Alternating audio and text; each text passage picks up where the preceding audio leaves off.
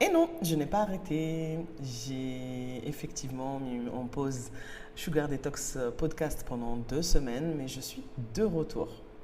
Avant tout, merci. Merci aux plus de 500 personnes qui ont téléchargé ce Sugar Detox app cette semaine. Tu n'imagines pas ce que ça représente pour moi, pour Sophie. Après un an de travail, avec des milliers d'euros investis, des nuits blanches et une équipe vraiment au nord. Parce que sans Sophie, ma développeuse, qui a tout donné dans ce projet, rien n'aurait pu voir le jour. Et encore, on vous prépare beaucoup de surprises.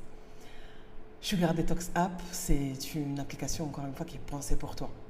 J'ai vraiment pensé à toutes ces personnes qui peuvent même pas mettre 15 euros par mois. Donc du coup, il y a une partie gratuite qui te permettra d'avoir accès à mes macros, ceux que j'utilise en coaching et qui donnent des vrais résultats, dans une partie gratuite du coup pour les suivre, où tu pourras scanner tous tes aliments à code barre et chercher tes aliments sur la base SICAL pour les aliments bruts. Il y a une version premium à petit prix, un prix accessible. Et d'ailleurs, il y a une promo. Et vous avez été nombreux et nombreuses à me demander si je pouvais la prolonger. Et je t'annonce que je vais la prolonger pendant tout le mois de juin. Donc, cette version premium inclut des recettes exclusives, des mini-séances de sport à faire à la maison et bientôt, il y aura des podcasts et des ateliers en plus, format long, en fait, directement dans la partie premium. À savoir que tu vas avoir des séances de sport en plus tous les mois, des recettes tous les mois en plus et plein d'autres surprises. Sugar Detox App, c'est le premier suivi sans calories. On parle de macros, mais on ne parlera jamais de calories avec moi. On est sur du 100% keto et low carb. Et depuis jeudi, j'ai reçu une reconnaissance incroyable parce qu'aujourd'hui, mon application est référencée sur data.gouv, c'est-à-dire directement par l'État français, parce que j'utilise les données SICAL et qui sont des données qui sont vérifiées. Donc oui, mon application est reconnue officiellement. Et ça, c'est une putain de victoire. Donc si tu ne l'as pas encore fait, tu peux toujours la télécharger. Tu peux trouver le lien sur Instagram en bio ou encore dans ma bio YouTube ou Spotify. Et maintenant, place à cet épisode qui va parler de chirurgie réparatrice. Aujourd'hui, je veux te parler d'un sujet tabou, un sujet qu'on survole souvent ou qu'on juge trop vite, la chirurgie réparatrice. Je ne suis pas là pour te dire de la faire, ni pour te dire de ne pas la faire. Je suis là pour te partager mon vécu, mon expérience. Et pour te rappeler que ton corps t'appartient, que tes choix sont valides, même quand ils dérangent. Depuis que j'ai perdu 30 kilos, mon corps a changé. Il s'est allégé, il s'est libéré, mais il a aussi gardé des traces, des séquelles, des excès de peau, des douleurs, des mauvais souvenirs. Alors j'ai fait le choix de la réparation. Pas de la perfection, mais vraiment pour me réconcilier avec mon corps. J'ai perdu 30 kilos en 9 mois en 2021. Et fin 2021, j'ai subi ma première chirurgie. Et là aussi, je l'ai choisie en fonction de mon plus gros complexe. Donc, j'ai fait une réduction mammaire. J'ai toujours eu une énorme poitrine depuis toute jeune. Je faisais partie de celles qui avaient un soutien-gorge alors que les autres copines, elles n'avaient rien, même pas de brassière. Et avec la prise de poids, j'avais une poitrine énorme. Et j'ai eu mes 3 bébés préma. Et quand tu as un enfant prématuré et qui a du mal à digérer, etc., il ne peut pas prendre ton sein. J'ai essayé d'allaiter mon premier, mais il s'étouffait. Et il fallait absolument lui donner mon lait, parce que j'avais envie de lui donner tant que j'en avais. Et merci le SOPK, ça n'a pas duré longtemps, parce que j'ai pu allaiter le plus longtemps, ça a duré 3 mois pour mon bébé Préma, mon grand Préma, mon moyen. Et je pense que c'est parce que j'étais tellement déterminée à lui donner mon lait que c'est pour ça que ça a dû durer autant. Mais pour mon grand et ma petite, ça a duré à peine 1 mois. À cause du désordre hormonal, enfin bref. Mais pour le coup, il fallait épaissir mon lait. Et ce qui fait que tout mon allaitement, je l'ai fait au tire-lait électrique. Je peux te dire que combien de fois je me suis retrouvée avec les mamelons sans, des cloques, c'était très douloureux de tirer le lait toutes les 4 heures, bref. Donc quand j'ai perdu 30 kilos, je me suis retrouvée pour le coup à 32 ans avec des gants de toilette qui arrivaient au nombril. Non, je voulais pas. Donc première chirurgie. Et c'est une chirurgie qui potentiellement va me sauver la vie. Parce que lors de cette chirurgie, mon chirurgien s'est rendu compte que j'avais ce qu'on appelle une mastose. Donc j'ai des masses en fait au niveau des seins. C'est pour ça que je fais avant 50 ans, donc du coup je fais une mammographie tous les 2 ans et un contrôle écho par an. Et à chaque fois que j'ai une nouvelle masse, je dois faire un contrôle écho. Et pour le coup, je pense que ça me sauvera la vie. Parce qu'en plus de ça, au-delà du SOPK qui forcément influe dans tout ce qui est cancer du sein, cancer de l'utérus, cancer des ovaires, le nombre d'injections que j'ai dû subir, des hormones que j'ai dû inglutir et m'injecter pour avoir mes bébés est incalculable. Donc forcément, je suis à risque de ce type de cancer de la femme. Donc déjà, ça c'était un grand step qui m'a fait le plus grand bien. Déjà pour mon dos, pour ma posture, pour tout et pour mon amour propre tout simplement. En 2022, j'ai fait un body lift. Le body lift, c'est une abdominoplastie, ça c'est ce qui est le plus connu, mais circulaire. C'est-à-dire qu'en fait, si tu veux, l'abdominoplastie, c'est que devant, moi, j'ai une cicatrice qui fait le tour à 360 degrés. Pourquoi? Parce que pour le coup, j'ai tellement perdu de poids et tellement j'avais un tablier abdominal que si je pouvais attraper en fait, mais au niveau, tu sais, des poignées d'amour, je pouvais tirer la peau comme si je remontais un pantalon. Et quand il y a ce type de dégâts qui va de vraiment à 360, on va opter pour un body lift. C'est une chirurgie qui est très lourde. J'étais prête à la douleur et au final, c'est pas la douleur qui m'a mise KO, c'était la fatigue. J'ai fait une hémorragie au bloc et j'ai fait du coup une grosse anémie. Et j'ai perdu connaissance dans les 24 premières heures 7 fois. Ça a été très très violent parce que vraiment j'étais prête et j'étais prête même dans mon alimentation. J'ai ramené des trucs avec moi, j'étais déterminée. Ça a été très très violent. Donc j'avais pas tant de douleur. Après bon, je suis quelqu'un qui supporte très très bien la douleur. Mais pour le coup, c'était vraiment cette fatigue et voir mon corps me lâcher, ça a été très très violent. Mais aujourd'hui, je regrette absolument pas, j'en suis ravie. Et bien sûr, étant métissée, maghrébine, africaine, tout ce que tu veux, je suis sujette au kéloïd. Donc la même année, en fin d'année, j'ai fait une reprise de cicatrices parce que pour le coup, que ce soit la réduction mammaire ou le body lift, j'avais des cicatrices kéloïdes que même si on avait travaillé avec la kiné, c'était vraiment gros. C'est pas tant le fait d'être moche, parce que des fois on me pose la question, oui, les cicatrices, Riri. Moi, je les vois comme des cicatrices de guerre. Donc en fait, elles ne me dérangent pas. Elles sont très bien cachées sous mes sous-vêtements, maillot de bain, etc. Mais ça ne me dérange pas.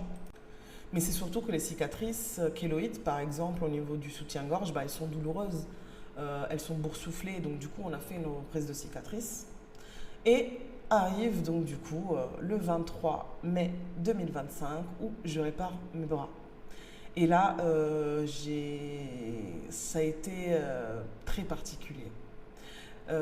Très heureuse, très très heureuse. Je pensais que ça allait être une chirurgie plus légère que les autres. Donc du coup, j'avais compté juste une absence d'une petite semaine. Et finalement, j'étais absente quasiment 2 semaines et demie. Pourquoi? Parce qu'encore une fois, un état de fatigue énorme. Un état de fatigue énorme. J'ai jamais fait d'œdème dans les jambes. Moi, qui même quand j'étais à plus de 115 kilos, j'ai toujours eu des mollets et des chevilles très fines. Je me retrouve avec des pieds en poteau. Et du coup, ça a été très difficile. J'avais des points drainants, du coup, que le chirurgien a fait le choix de ne pas fermer. Donc, il n'a pas mis de points de suture pour permettre à la lymphe de s'évacuer. Et j'ai coulé pendant quasiment 2 semaines. Hein. Donc, ça a été très difficile pour moi. C'est-à-dire que j'étais très contente du résultat. Mais en même temps, ce sentiment, comment te dire, je m'écœurais. Le fait de tacher mes habits, de tacher mes manchons, de tacher mon lit, cette sensation d'être sale, c'était dur. C'était très très dur. Mes coachés le savent, je suis très engagée envers elles. Le fait d'avoir dit oui, je reviens tel jour et tel jour je ne peux pas. Je ne peux pas revenir parce que j'ai la tête qui tourne, parce que j'y arrive pas. C'était compliqué. Et rajoute à ça la petite péripétie de on m'annule mon avion, donc à 5h du matin je suis à l'aéroport et Inch'Allah à minuit 30 il y a peut-être un avion qui vous ramènera. Non, en fait non. Donc bon, j'ai tapé une gueulante et j'ai pu avoir un avion qui rentrait sur Casablanca à 6 heures plus tard, donc je suis restée pendant 6 heures à l'aéroport. Et de Casa, j'ai dû prendre, du coup, j'ai pris une sorte de taxi, en fait, on va dire comme un Uber au Maroc, pour arriver à Marrakech. Donc encore 2h30 de route en voiture. Bref, parcours du combattant, mais ravie d'être rentrée à la maison et de me reposer. Je suis rentrée, il fait chaud, et pourtant. Et tu vois, chacune de mes opérations, ce fut un vrai parcours. Et encore une fois, c'est physique, c'est psychique, c'est émotionnel. Tu es loin de ta famille, tu es à l'hôpital, tu te poses quand même la question, hein, est-ce que je vais me réveiller de cette anesthésie générale? Bref, c'est beaucoup de choses. Et à chaque fois, ton corps, tu ne sais pas comment il réagit. Mais c'est vrai que moi, j'ai toujours fait le choix de te parler en toute transparence et de te raconter ces choses-là. Mais les gens, ils ne te le disent pas en fait. Toutes ces choses-là, ils ne te les racontent pas. Mais moi, j'ai envie de te montrer aussi l'envers du décor parce que, encore une fois, ce choix qui est très intime, ce n'est pas une obligation, mais c'est très intime, tu dois savoir comment ça peut se passer. Pour ma réduction mammaire, j'ai fait une infection. J'avais des glandes mammaires, comment on appelle ça, périphériques, en fait ils appellent ça. Tu sais que quand ça te fait une sorte de boule en dessous des aisselles, en fait moi il y en a que c'est des boules de graisse, moi c'était des glandes mammaires en fait qui étaient là-bas. Et donc on les a enlevées, je me suis retrouvée à devoir faire une grosse ponction parce que ça avait, sous mon bras gauche, ça s'était infecté. Ça peut arriver. Pour le body lift, grosse anémie, ça peut arriver.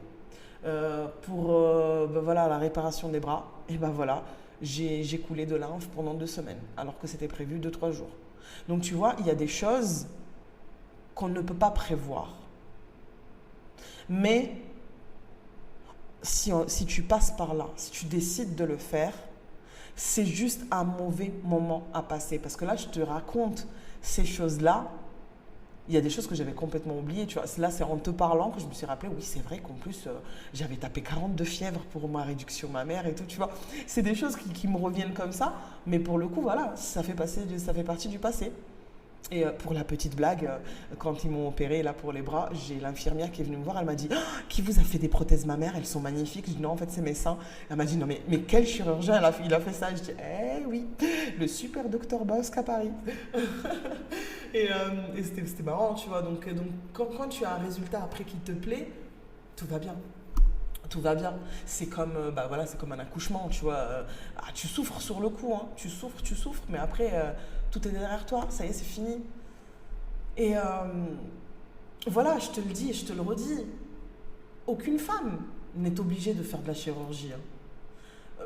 Mais si tu ressens ce besoin profond, que tu sais que ça va t'apaiser dans ton regard envers toi-même, si tu veux réparer toutes les séquelles que cette vie d'obésité t'a laissées, c'est ton choix.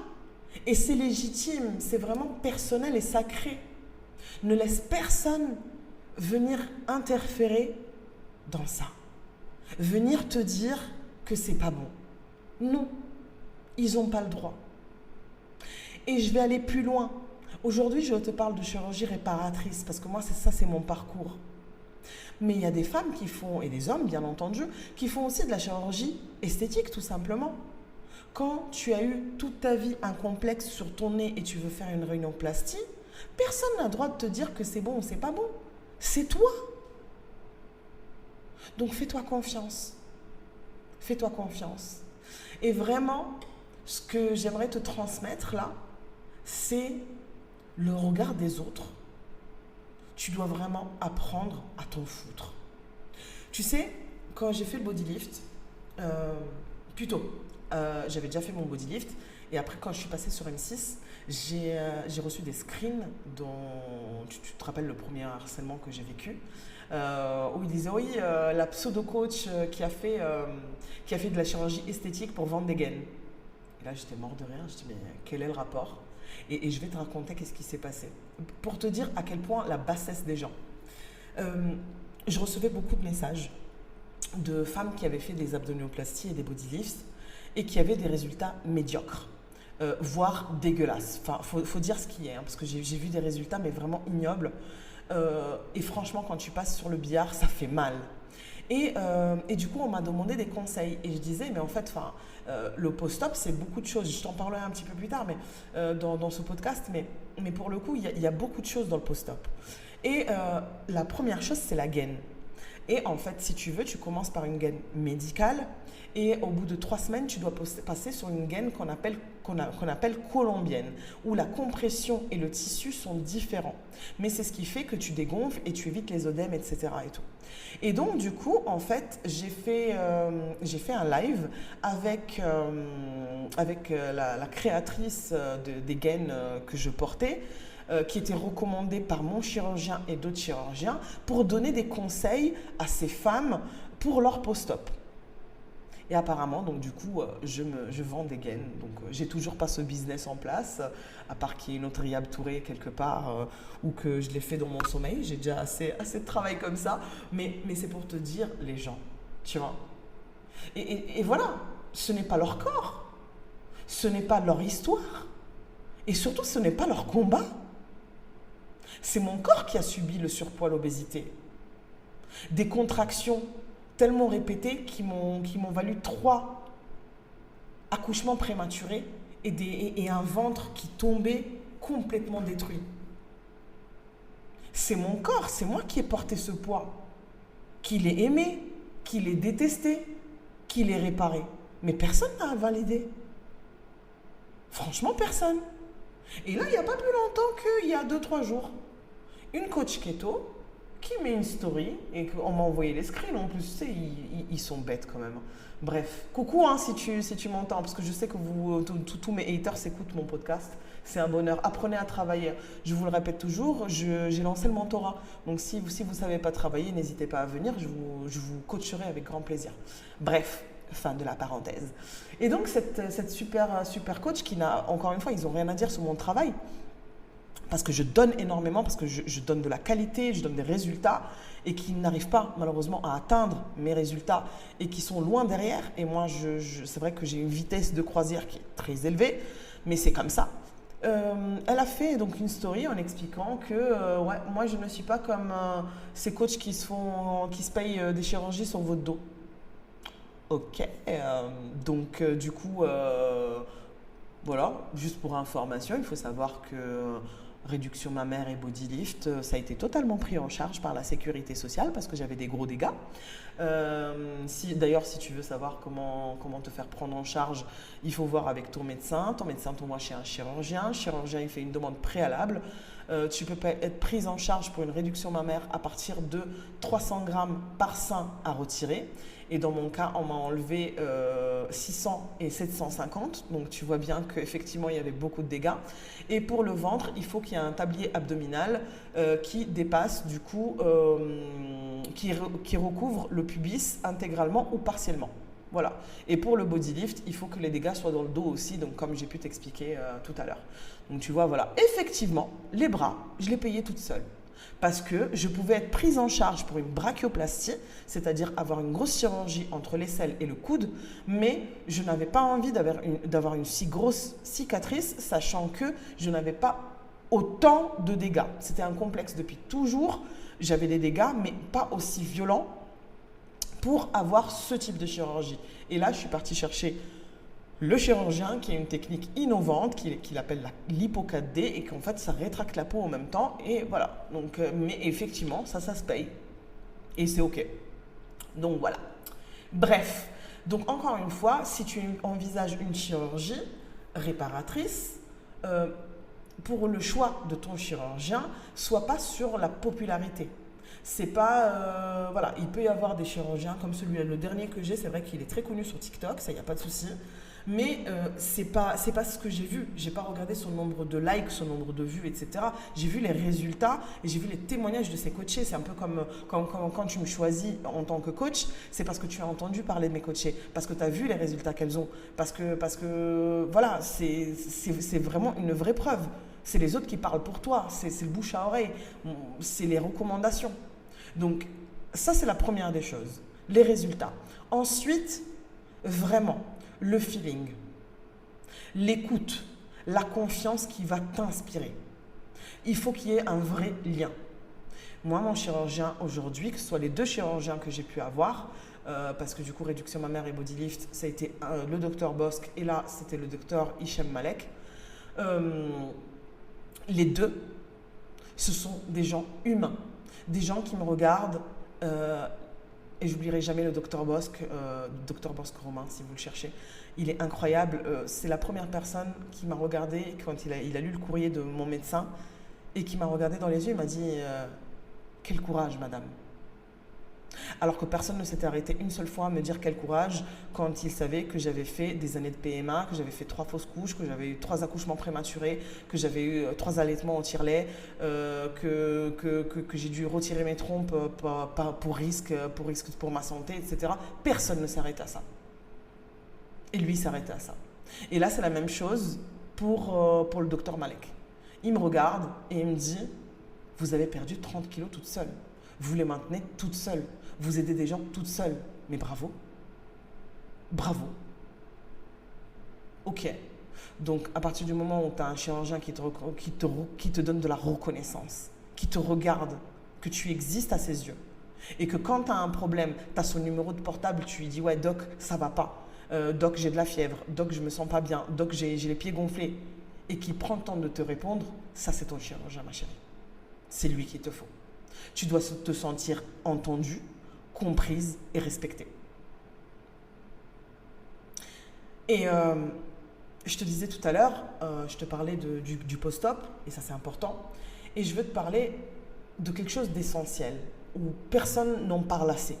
Sur les réseaux, on n'en parle vraiment pas assez.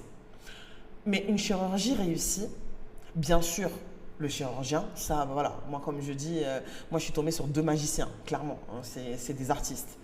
Mais il y a 50%, donc le geste du chirurgien, mais 50%, c'est ton post-op. Donc, premièrement, le port des gaines. Je peux te dire que c'est fastidieux. J'ai 38 degrés aujourd'hui à Marrakech et pourtant j'ai porté mes manchons, ma gaine et mes bas de contention parce que du coup je fais de l'œdème là sur les jambes, donc je suis obligée de garder malgré la chaleur. Je suis restée à l'intérieur pendant que les enfants ils étaient dans la piscine. Je suis partie me doucher 2 fois parce que quand je sortais un peu pour rester avec eux en surveillance, etc. Mais il faut les porter. Et ça, pendant minimum 6 semaines, jour et nuit. Tu les enlèves juste 1 heure pour les laver, les sécher et les remettre.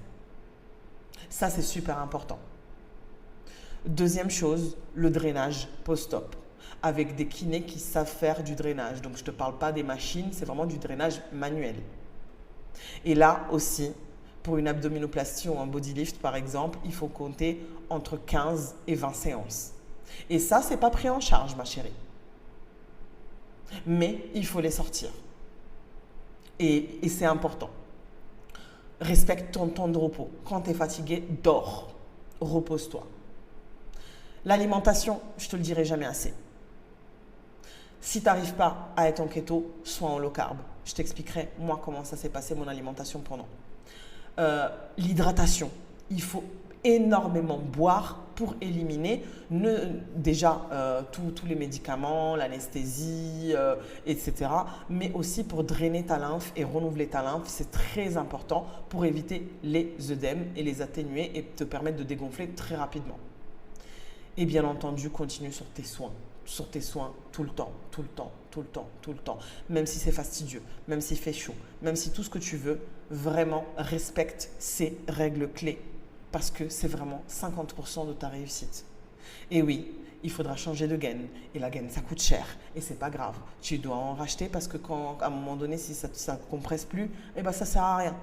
Tu vas gonfler. Et c'est pas ce que tu veux. Tu veux avoir un beau résultat. Tu veux te sentir bien dans ta peau. T'es pas passé à 2 pas de la mort, parce que clairement c'est ça, hein, quand on fait une anesthésie générale, tu sais pas si tu te réveilles. T'as pas fait tout ça pour ne pas avoir le résultat que tu veux. Donc vraiment, fais attention à toutes ces choses-là.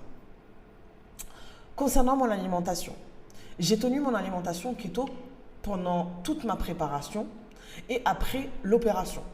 Donc tu me connais, il n'y a pas de souci. Je tiens à féliciter du coup la clinique où j'ai été. La clinique, elle a été incroyable parce qu'ils ont vraiment respecté mon keto. Donc ils ont compris. C'était pas toujours parfait parce que le matin ils me mettaient des biscottes, mais c'est pas un problème.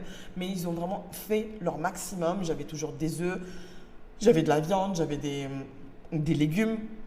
Toujours un pot avec de l'huile en plus pour que je puisse jauger mon huile, du sel en plus, de l'eau. Enfin, ils ont été extraordinaires. Franchement, grand chapeau parce qu'ils ont vraiment joué le jeu et je les remercie énormément. Les 2 derniers jours, j'ai fait vraiment un rejet de la clinique total. Les 2 derniers jours, j'étais en manque de ma famille, de mes enfants. Comme je te disais, je coulais de lymphe et je me salissais au moins 4 fois par jour. J'avais l'impression que c'était interminable. Donc forcément, il désinfectait ma chambre 4 fois par jour. Je me retrouvais avec l'odeur de la bétadine. Je me lavais que la bétadine, les cheveux, la transpiration, ça sentait la bétadine. Bref, j'avais envie de vomir tout le temps. Donc j'ai passé le plus grand temps des 2 derniers jours à essayer de sortir, à marcher dans le parc, dans le jardin de la clinique. À parler avec mes enfants, j'ai pleuré. Pendant ce temps-là, je gérais aussi le bêta-testing de l'application. Donc, parce que 3 jours après, l'application allait sortir. Donc, du coup, c'était une pression monstre. Je t'en parle, j'ai encore un peu... voilà, c'est encore très frais. Donc, ça fait quelque chose. Donc, j'avais la gestion du travail, la gestion de mon post-op, la gestion de tout ça. Donc, les 2 derniers jours, j'ai pas mangé keto. J'ai essayé de trouver du low carb, j'ai pas trouvé du tout. Donc j'ai mangé glucidique, mais j'arrivais même pas à manger au final. Je mangeais pas beaucoup, vraiment 2-3 bouts de. J'ai trouvé des salades, donc du coup il y avait des croûtons, des pommes de terre. J'ai pas mangé de pâtes ou des choses comme ça, mais du coup ça a été très très difficile. Je suis rentrée, j'étais ravie de reprendre mon alimentation. Surtout que là-bas il y a plus de viande blanche que de viande rouge, donc du coup j'en pouvais plus. Et en fait, tout simplement, j'ai écouté mon corps. J'ai dû adapter parce que moralement et physiquement, j'étais vidée. Le drainage post-op juste après l'opération a été très violent. À chaque fois, je frôlais le malaise. Si ce n'était pas un malaise où je voyais vraiment des étoiles, où je devais m'allonger. Mais je savais que c'était temporaire. Et quand c'est comme ça, c'est pour ça que je te dis, c'est important d'apprendre à respecter ton rythme. C'est comme ça aussi que tu respectes et que tu honores ton corps. On ne peut pas être à 100% tout le temps. Alors aujourd'hui, je reprends doucement. Alimentairement, il n'y a pas de souci. Je suis encore fatiguée. J'ai des moments vraiment où j'ai des coups de barre d'un coup, mais c'est normal. Je me sens en paix parce que là je suis rentrée, je suis à la maison, parce que demain il y a un nouveau chapitre pour moi qui s'ouvre, parce que le mentorat démarre. C'est un projet qui me tient à cœur, donc C'est toujours dans ma volonté de transmission. Je le fais dans le keto avec mes formations, avec mon accompagnement. Je le fais avec Sugar Detox App. Je le fais avec Sugar Detox le podcast. Et là, venir aider des femmes qui travaillent en ligne, des coachs, des indépendants, des thérapeutes, pour moi, c'est la suite logique. Donc, le mentorat démarre. J'ai un groupe avec 11 femmes. J'ai hâte de pouvoir les accompagner. Et donc, c'est vraiment une nouvelle page. Donc, je me sens vraiment en paix. Aujourd'hui, je regarde mes bras, mes cicatrices, mon ventre, ma poitrine. Et je me dis, ça y est, c'est moi. C'est beau. Parce que je me suis choisie. Parce que je me suis choisie. Alors, si je peux te dire un mot de fin, c'est que tu n'as rien à prouver. Tu n'as pas à demander la permission. Tu n'as pas à convaincre. Si c'est pour toi, alors c'est le bon choix. Et si ce n'est pas pour toi, c'est également le bon choix. Mais ne laisse personne, je le répète, ne laisse personne décider pour toi. Ni ton entourage, ni ton conjoint, ni ton passé. Ton corps, ton histoire, ton pouvoir. Alors, je te laisse avec ces mots. Et je te remercie d'avoir écouté jusqu'ici. L'épisode de la semaine prochaine parlera du lipodème. Je sais que vous êtes plusieurs, j'accompagne plusieurs femmes qui ont du lipodème et qu'il y a beaucoup de femmes qui m'ont demandé. Donc c'est un podcast format vidéo que j'avais tourné il y a quelques semaines du coup en studio. Donc voilà, hâte d'avoir ton retour. N'hésite pas à télécharger Sugar Detox App pour te libérer du sucre, pour suivre tes macronutriments, pour avoir des recettes gourmandes, pour faire du sport. Et dans quelques jours, il y a une grosse mise à jour qui arrive. Parce que oui, l'application, même si elle est canon aujourd'hui, elle va être canonissime demain. Demain, entre guillemets, hein, parce que Sophie, elle va me taper sinon. En tout cas, dans les prochains jours, tout est évolutif. Là, on a commencé, on a lancé. Je sais qu'il y avait des bugs sur Android, donc on s'en excuse.